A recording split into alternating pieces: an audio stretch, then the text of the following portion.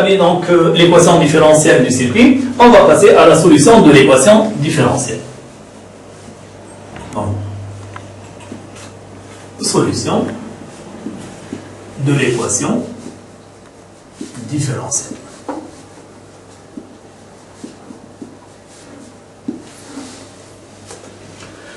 Donc, la solution de l'équation différentielle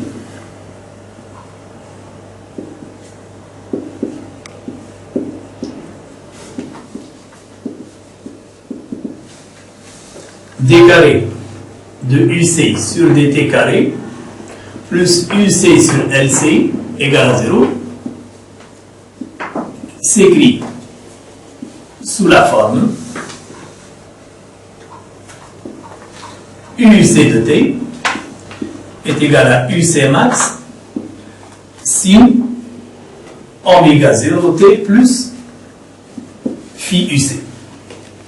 Maintenant, pour avoir la solution, je dois donner l'expression de UC max, de oméga 0 et de phi UC.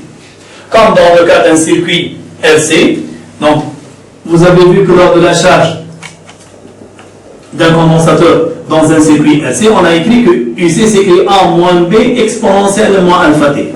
Pour avoir la solution, on a déterminé A, B et alpha. De même ici, pour avoir la solution, je dois donner UC max, oméga 0 et phi UC. Donc on va passer pour déterminer ces trois grandeurs. Tout d'abord, le condensateur, on a dit qu'il est initialement chargé à l'aide d'un générateur de tension de FEME, c'est-à-dire que sa valeur maximale est égale à E. Ce condensateur est relié à une inductance pure qui ne comporte aucun résisteur. Donc cette tension maximale va rester la même. Donc il n'y a pas de dissipation d'énergie. Donc le condensateur il va garder la même tension maximale. Pour avoir maintenant oméga 0, donc pour déterminer oméga 0, on va dire que cette solution vérifie l'équation différentielle. Étant donné que c'est une solution de l'équation différentielle, on va dire que cette solution vérifie l'équation différentielle. Donc, quelle équation différentielle? C'est-à-dire celle-là. Pour vérifier, bien sûr, que cette solution, donc, que celle-là est une solution de l'équation différentielle, on va passer tout d'abord à la dérivée de UC. On va trouver oméga 0 UC max cosinus oméga 0 t plus phi UC. On passe maintenant à la dérivée seconde. Donc, la dérivée donc, de la fonction sinus, c'est une fonction cosinus. Il faut bien sûr faire sortir le oméga 0. Maintenant, la dérivée de la fonction cosinus, c'est moins sinus. Et, en même temps, on doit donc faire sortir le oméga 0. Donc, on va avoir moins oméga 0 carré, UC max, sinus oméga 0 t plus phi UC.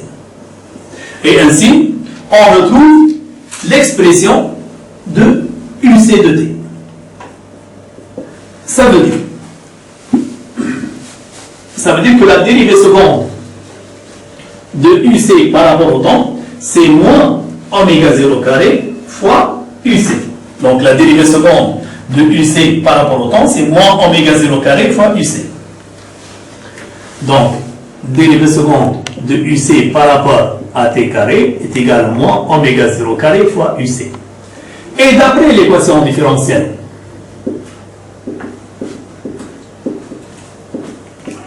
l'équation différentielle, je précise bien, c'est d carré de UC sur dt carré plus 1 sur LC fois UC égale à 0.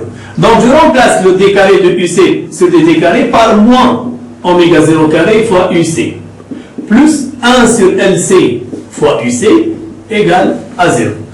Donc, je mets UC en facteur de moins oméga 0 carré plus 1 sur LC égale à 0.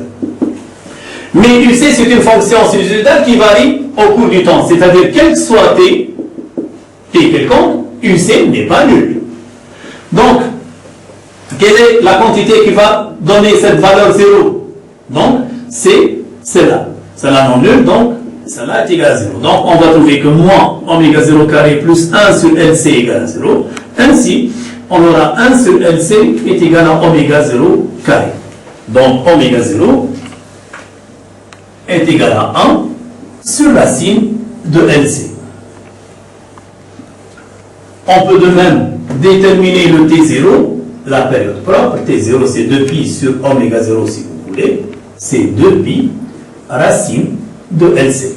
Donc, oméga 0 s'appelle pulsation propre du circuit et T0, c'est la période propre du circuit. Donc, maintenant, il nous reste à déterminer le phi UC. Donc, dans ce cas, on a dit qu'à t égale à 0, notre condensateur est complètement chargé. C'est-à-dire à t est égal à 0, le condensateur est initialement chargé, UC de 0 est égal à UC max. C'est généralement le cas, c'est presque toujours le cas, c'est-à-dire on ne peut pas commencer avec un condensateur vide, donc on n'aura plus d'oscillation. On commence avec un oscillateur, on ne commence pas avec un condensateur initialement vide, on commence avec un condensateur initialement chargé. Mais le UC de 0, si on revient à l'expression de UC de t, on va trouver UC max sinus phi UC. Donc, pourquoi? Parce qu'on a dit que UC de t, c'est UC max sin oméga 0t plus phi UC, et je vais remplacer le temps par 0. Donc ici, de même, je remplace le temps par 0, ça sera 0. Donc ça sera UC de 0, le UC de 0, ça sera UC max sinus phi UC. Donc on aura, dans ce cas, UC max sinus phi UC est égal à UC max. Et comme vous le remarquez, je simplifie par UC max, je trouve sinus phi UC est égal à 1, et phi UC est égal à pi sur 2, c'est généralement le cas.